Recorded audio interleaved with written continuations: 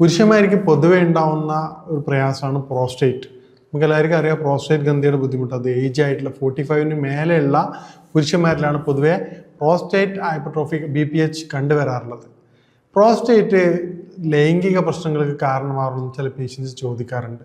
Doctor എൻ്റെ prostate കൊണ്ട് ഇന്ന പ്രശ്നങ്ങൾ തോന്നുന്നുണ്ട്, അല്ലെങ്കിൽ പ്രോസ്റ്റേറ്റ് കണ്ടുവന്നതിന് ശേഷമാണ് ഡോക്ടർ എനിക്ക് ഈ പറഞ്ഞ ഉദാഹരണത്തിന് പ്രശ്നം ഉണ്ടാവാത്ത അവസ്ഥ, അല്ലെങ്കിൽ എൻ്റെ സ്ഖലനം സംഭവിക്കാത്ത അവസ്ഥ, അല്ലെങ്കിൽ സെക്സോട് താല്പര്യമില്ലാത്ത അവസ്ഥ എന്ന് പറയാറുണ്ട്. ഇതൊരു യാഥാർത്ഥ്യമാണ്.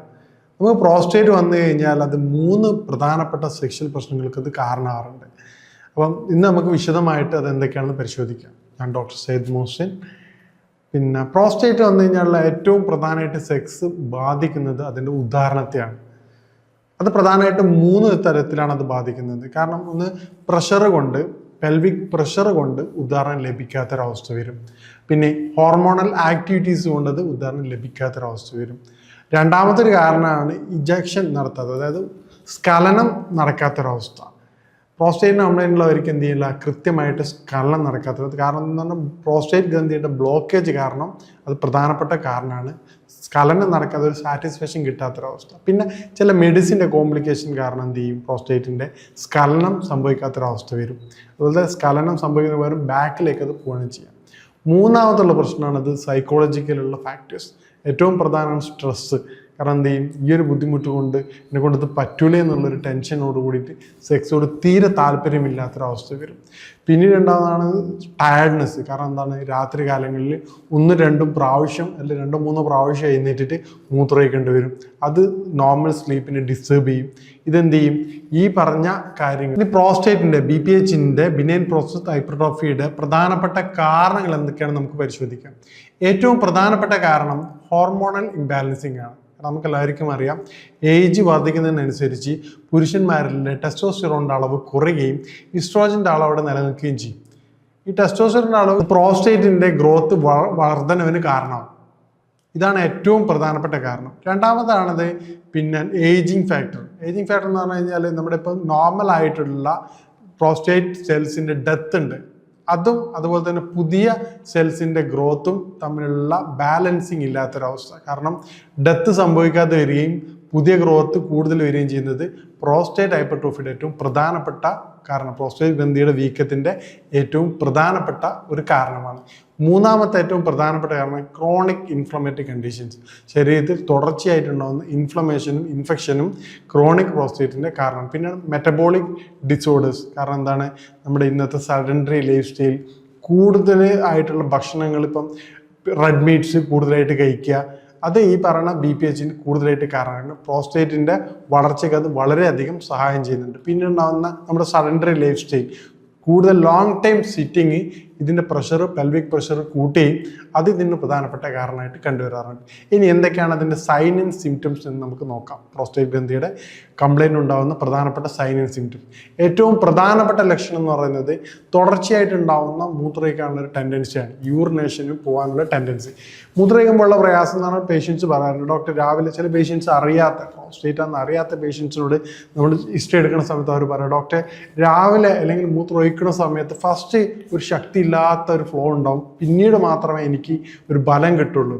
അതിൻ്റെ കാരണം എന്താണെന്ന് പറഞ്ഞു കഴിഞ്ഞാൽ പ്രോസ്റ്റേറ്റ് ഗ്രന്ഥിയുടെ ആ ഒരു വീക്ക്നെസ്, എൻലാർജ്മെൻറ്റ് കാരണം കംപ്ലീറ്റ് യൂറിനേഷൻ സംഭവിക്കാത്തൊരവസ്ഥ വരും. കാരണം എന്താണ്, പേഷ്യൻസിനോട് ചോദിച്ചാൽ നമുക്ക് മനസ്സിലാവും ഏത് സമയത്തിന് സാറ്റിസ്ഫാക്ഷൻ ഉണ്ടാവില്ല അവർക്ക്. കംപ്ലീറ്റ് ചെയ്തിപ്പം ഒതു കൊടുക്കേണ്ട മുസ്ലിംസ് ആയിട്ടുള്ള പേഷ്യൻസാണ്, അവർക്ക് മനസ്സിലാവും യൂറിൻ കംപ്ലീറ്റ് പാസ്സാകാത്ത അവസ്ഥ വരും. അപ്പോൾ അവരെന്ത് ചെയ്യും, ടിഷ്യൂ പേപ്പറൊക്കെ വെച്ചിട്ട് അഡ്ജസ്റ്റ് ചെയ്യും. ഇതിന് കാരണം എന്താണ്, ഈ പ്രോസ്റ്റേറ്റ് ഗ്രന്ഥിയുടെ യൂറിൻ കംപ്ലീറ്റ് പാസ്സാകാതെ അവിടെ പെൻഡിങ് ആയിട്ട് നിൽക്കും. കുറേ പ്രസ് ചെയ്ത് കഴിഞ്ഞാലും കുറച്ച് വരുന്നല്ലാതെ എന്നാലും അവിടെ ഒരു ബാലൻസിങ് ആയിട്ട് കിടക്കും. അവർക്ക് ഫീൽ ആവും, പക്ഷെ എത്ര പ്രഷർ ചെയ്ത് കഴിഞ്ഞാലും പുറത്ത് വരാത്തൊരവസ്ഥ. ഇതാണ് നേരത്തെ പറഞ്ഞ രണ്ടാമത്തെ യൂറിൻ സ്റ്റാർട്ട് ചെയ്യുമ്പോൾ എന്ത് ചെയ്യും, നേരത്തെ ആ യൂറിൻ എത്തുന്ന ഒന്നൊരു പ്രഷറും ഉണ്ട്, എന്ത് ചെയ്യും, പ്രോസ്റ്റേറ്റ് നേരത്തെ ബ്ലോക്കായി കിടക്കുന്ന യൂറിൻ പെട്ടെന്ന് തന്നെ പാസ് ചെയ്ത് പോകും. അപ്പോൾ അത് നമുക്ക് കൺട്രോൾ കിട്ടില്ല. യൂറിൻ ശരിക്കും പെന്നീസ് നമ്മൾ സ്ട്രോങ് ആയിട്ട് നോർമലായിട്ട് എന്ത് ചെയ്യും, അത് പോകുന്നതായിരിക്കും. പക്ഷെ അത് വളരെ കൺട്രോൾലെസ് ആയിട്ട് ഫോഴ്സ് കുറവായിട്ടാണ് അത് പോകാറ്. ഇതാണ് ഏറ്റവും പ്രധാനപ്പെട്ട ലക്ഷണം. രണ്ടാമത്തെ പ്രധാനപ്പെട്ട ലക്ഷണം റിക്കറൻ്റ് ആയിട്ട് മൂത്രമൊഴിക്കാനുള്ള ടെൻഡൻസി. രാത്രി ഇപ്പം ഡയബറ്റിക് കാര്യങ്ങൾ ചെക്ക് ചെയ്തിട്ട് അത് നോർമൽ ആണെങ്കിൽ തുടർച്ചയായിട്ട് നിങ്ങൾ മൂത്രമൊഴിക്കുന്നുണ്ടെങ്കിൽ അത് BPHൻ്റെ പ്രോസ്റ്റേറ്റ് ഗ്രന്ഥി വീക്കത്തിൻ്റെ ഏറ്റവും പ്രധാനപ്പെട്ട കാരണമാണ്. പ്രോസ്റ്റേറ്റിൻ്റെ ചില പേഷ്യൻസ് പറയുന്ന ബുദ്ധിമുട്ടാണ്, ഡോക്ടർ സിവിയർ ആയിട്ടുള്ള വേദന ഉണ്ടാവാറെന്ന് പറയും. ആ പ്രോസ്റ്റേറ്റിൻ്റെ വേദനയ്ക്ക് നമുക്ക് ചെയ്യാൻ പറ്റുന്ന പ്രധാനപ്പെട്ട 2 കാര്യങ്ങൾ. ഒന്ന്, നമുക്ക് ആ പെൽവിക് ഏരിയയിൽ നാവിയുടെ ഭാഗങ്ങളിൽ ഇളം ചൂടുള്ള വെള്ളത്തിൽ പിഴിഞ്ഞ് തോർത്തുകൊണ്ട്, അല്ലെങ്കിൽ പിന്നെ പ്രഷർ ചൂടാക്കിയിട്ടുള്ള തോർത്ത്, അയൺ ബോക്സിന് മുകളിൽ വെച്ചിട്ടുള്ള തോർത്തുകൊണ്ട് ചെറുതായിട്ടൊന്ന് മസാജ് ചെയ്യാം, പ്രസ് ചെയ്യാം. അതോടൊപ്പം തന്നെ ചെറുതായിട്ടുള്ള ലൈറ്റ് ചൂടിൽ ഒലിവ് ഓയിൽ ചെറുതായിട്ട് മസാജ് ചെയ്യുന്നതും ഇൻഫ്ലമേഷൻ കുറക്കാൻ സഹായിക്കും. അത് നേരത്തെ പറഞ്ഞ വേദന കുറക്കാൻ വളരെയധികം ഹെൽപ്പാക്കും. ഇതുപോലെ തന്നെ പ്രധാനപ്പെട്ട ഒരു കാര്യമാണ് നമുക്ക് പിന്നെ ചൂടുവെള്ളത്തിൽ ചെറിയൊരു ബേസിന് ചൂടുവെള്ളം വെച്ചിട്ട് ദിവസത്തിൽ 2 പ്രാവശ്യം ഒരിളം ചൂടുവെള്ളത്തിൽ 10 മുതൽ 15 മിനിറ്റ് ചെറിയൊരു നുള്ളു ഉപ്പിടുകയാണെങ്കിൽ അത് ആൻറ്റി ഇൻഫ്ലമേറ്ററി എഫക്റ്റ് ഉണ്ട്. ഇളം ഉപ്പ് ഉപയോഗിച്ച് ചെയ്യുകയാണെങ്കിൽ 2 നേരം ഒരു 10 മുതൽ 15 മിനിറ്റ് ഇരിക്കുകയാണെങ്കിൽ നല്ല റിലീഫ് കണ്ടുവരാറുണ്ട്. അതോടൊപ്പം തന്നെ അതിന് ശേഷം എന്ത് ചെയ്യുക, നേരത്തെ പറഞ്ഞ ഒലീവ് ഓയിൽ വെച്ചിട്ട് ചെറിയ ഇളം ചൂടിൽ മസാജ് ചെയ്യണം. അതിൻ്റെ എഫക്റ്റ് ഡബിളായിട്ടും കണ്ടുവരാറുണ്ട്. ഇനി പ്രോസ്റ്റേറ്റ് ബന്ധപ്പെട്ടിട്ടുള്ള നമുക്ക് ചെയ്യാൻ പറ്റുന്ന ഫിസിക്കൽ ആക്ടിവിറ്റീസ് എന്തൊക്കെയാണെന്ന് നോക്കുക. ഏറ്റവും പ്രധാനപ്പെട്ടത് നമ്മൾ ബ്രിസ്ക് വാക്കിംഗ് ആണ്. അതായത് വളരെ സ്പീഡിൽ ഒരു അരമണിക്കൂർ കൊണ്ട് തന്നെ വളരെ സ്പീഡിലായിട്ടും നല്ല കൈയും വീശി നടക്കുക എന്നുള്ള രൂപത്തിൽ നടക്കുകയാണെങ്കിൽ അത് പെൽവിക് പ്രഷർ കുറയ്ക്കുകയും അതോടൊപ്പം തന്നെ സർക്കുലേഷൻ ബോഡിയിൽ കൂട്ടുകയും ചെയ്തു വരാറുണ്ട്. അത് ആൻറ്റി ഇൻഫ്ലമേറ്ററി എഫക്റ്റ് ആയിട്ട് ബോഡിയുടെ എല്ലാ ഭാഗത്തും സർക്കുലേഷൻ എത്തുമ്പോൾ നേരത്തെ പറഞ്ഞ പോലെ ഇൻഫ്ലമേഷൻ കുറക്കുന്നതും അത് പ്രോസ്റ്റേറ്റിൻ്റെ റിലീഫിനും വളരെയധികം എഫക്റ്റ് ആയിട്ട് കണ്ടുവരാറുണ്ട്. രണ്ടാമത്തെ കാര്യമാണ് നമുക്ക് പിന്നെ പെൽവിക് എക്സസൈസ്. പിന്നീട് നമുക്ക് ചെയ്യാൻ പറ്റുന്ന ഡയറ്റിൽ കൺട്രോൾ ചെയ്യാൻ പറ്റുന്ന നമുക്ക് കൂടുതലായിട്ട് ഉപയോഗിക്കാൻ പറ്റുന്ന പിന്നെ ഏറ്റവും പ്രധാനപ്പെട്ടായിട്ടുള്ള സാധനമാണ് പംകിൻ സീഡ് ടീ. ഒരു ഗ്ലാസ് പംകിൻ സീഡ്, അതായത് 1 ടീസ്പൂണ് പംകിൻ സീഡ് ചൂടാക്കിക്കൊണ്ട് 2 ഗ്ലാസ് വെള്ളത്തിൽ തിളപ്പിച്ചതിന് ശേഷം അത് കുറുകി 1 ഗ്ലാസ് കുടിക്കുന്നത് വളരെയധികം എഫക്റ്റീവാണ്. കാരണം എന്താണെന്ന് ഇതിൽ പംകിൻ കണ്ടിരുന്ന സിങ്ക് ഇതിൻ്റെ നേരത്തെ പറഞ്ഞ ആൻറ്റി ഓക്സിഡൻ്റ് എഫക്റ്റ് കൊണ്ട് ഇതിൻ്റെ സ്വെല്ലിങ് കുറയ്ക്കുകയും ആ ഇൻഫ്ലമേഷൻ വളരെയധികം കുറക്കുന്നതായിട്ട് കണ്ടുവരാറുണ്ട്.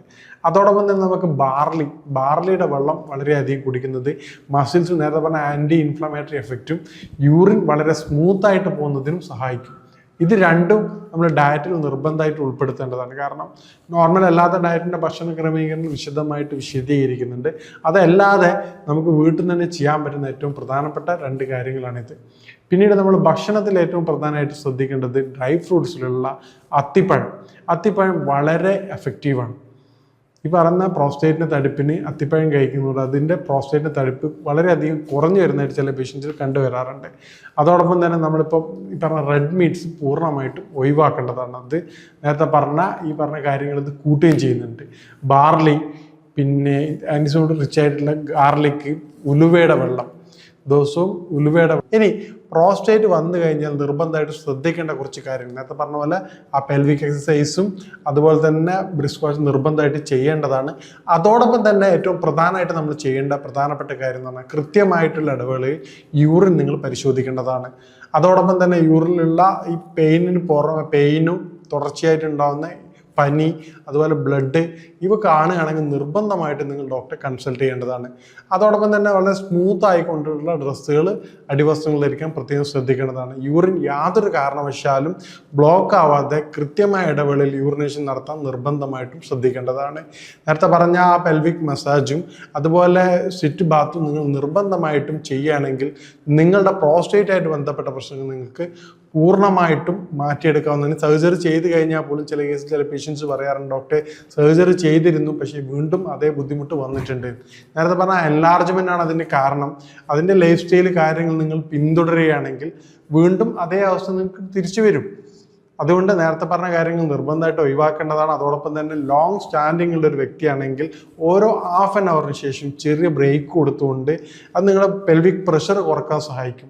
ഈ പറഞ്ഞ രൂപത്തിൽ നിങ്ങൾ ശ്രദ്ധിക്കുകയാണെങ്കിൽ നിങ്ങൾക്ക് പ്രോസ്റ്റേറ്റിൻ്റെ ഗ്രന്ഥിയുടെ വീക്കവും അതോടനുബന്ധിച്ചുണ്ടാകുന്ന മറ്റ് പ്രശ്നങ്ങളും നേരത്തെ പറഞ്ഞ കോംപ്ലിക്കേഷൻസും നിങ്ങൾക്ക് പൂർണ്ണമായിട്ടും ഒഴിവാക്കുന്നതാണ്. ഇനി മറ്റൊരു ഹെൽത്ത് വിഷയമായിട്ട് കാണാം. നന്ദി.